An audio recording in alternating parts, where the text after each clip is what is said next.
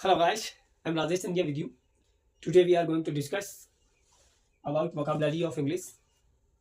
If we are going to learn any language, we must require first vocabulary of that language.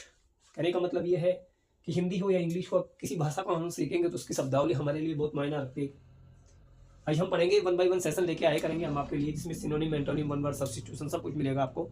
अब बने रही हमारे साथ में। आज हम 5 वर्ड जो है इसको हम डिस्कस करेंगे। एब्डिकेट, औकार, अबहॉर, बार और बैफल, इनको हम आज पढ़ेंगे। एब्डिकेट का मतलब होता है त्याग देना, छोड़ देना, गिव अप कर देना, फोरसेक कर देना, अबंडन कर देना। सबका मतलब क्या होता है? छोड़ देना या त्याग देना होगा। एब्डिकेट त्याग देना, गिव अप यानी त्याग देना, फोरसेक यानी छोड़ देना, अबंडन यानी त्याग देना, छोड़ देना। जैसे एक हम एग्जांपल लेते हैं, आई have given up.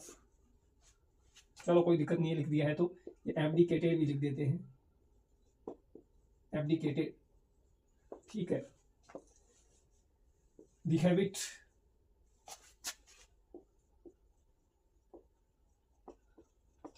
Of sleeping late night.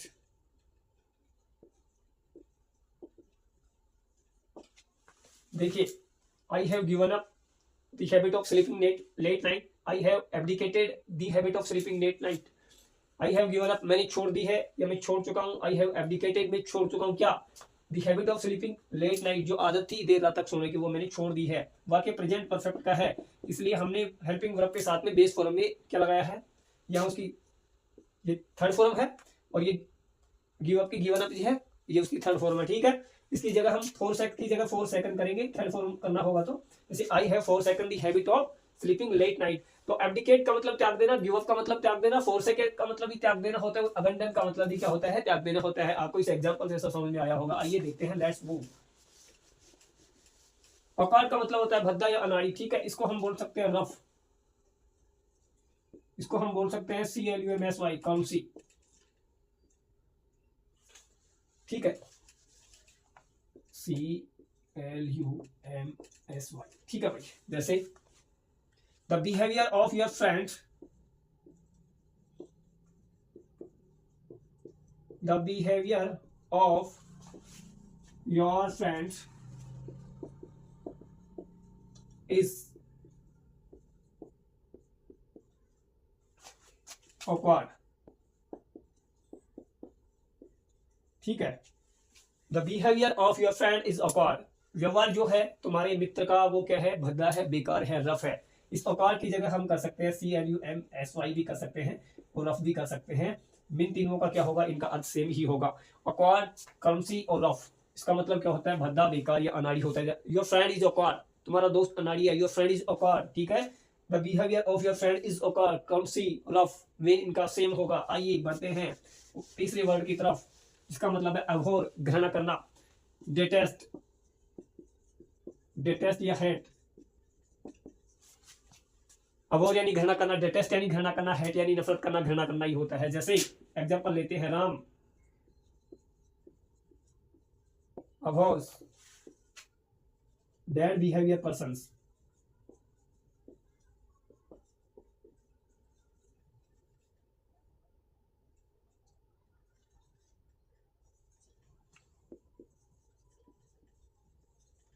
ठीक है। Ram abhors bad behaviour person, Ram गलत आचरण वाले लोगों से क्या करता है? नफरत करता है, अभोर्स, ठीक है। अब इसकी जगह हम क्या लिख सकते हैं? डेटेस्ट भी कर सकते हैं, डेटेस्टस, और हेट्स भी कर सकते हैं। अर्थ इनका सेम ही होगा। Ram abhors bad behaviour person, Ram detests bad behaviour person और Ram hates bad behaviour person. क्योंकि राम जो है गलत आचरण वाले लोगों से क्या करता है? नफरत करता है, ठीक है। यह हमने बेस फॉर्म में एस लगाया है, ठीक है ना। क्यों लगाया है SAES? क्योंकि ये थर्ड पर्सन सिंगुलर है, वाक्य प्रेजेंट सिंपल का है। राम नफरत करता है, ठीक है ना, तो वाक्य किसका है? प्रेजेंट सिंपल का है, तो बेस फॉर्म में SAES लगाया, ठीक है। ये बेसिक चीज आपको पता है। आइए बार्ड का मतलब होता है कवि और पोइट का मतलब होता है कवि, ठीक है। He is the poet of English literature, he is the bard of English literature, he is the bard of English literature, he is the bard of Hindi literature. Bard का मतलब कवि और पोइट का मतलब भी कवि होता है। बार्ड BARD, बार्ड यानी कवि या पोइट होता है, ठीक है। इसके एग्जांपल की जरूरत आपको नहीं है। बेफल यानी होता है चकरा देना, डेजल यानी चकरा देना हो, डेजल, और कंफ्यूज, डेजल यानी चकरा देना, कंफ्यूज यानी चकरा देना, बेफल यानी चकरा देना होता है, ठीक है। जैसे एग्जांपल, यू often